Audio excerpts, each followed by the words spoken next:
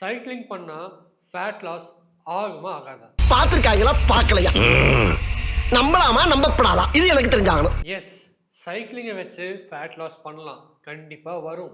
வரும் ஆனா வராது. இதுல எந்த மேஜிக்கும் கிடையாது. ஒரே பிரின்சிபல்ல தான் ஒர்க் ஆகுது. சைக்கிள் அப்படிங்கிற டூலை மட்டும்தான் நம்ம இங்க யூஸ் பண்றோம்.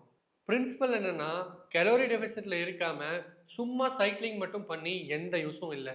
நீங்க ஜிம் பண்றீங்களோ, ரன் பண்றீங்களோ, சைக்கிளிங் பண்றீங்களோ, உங்க எனர்ஜி எக்ஸ்பெண்டிச்சருக்கு மேல ஃபுட் இன்டேக் இருந்தது அப்படின்னா அது ஃபேட்டாக தான் போய் ஸ்டோர் ஆகும்.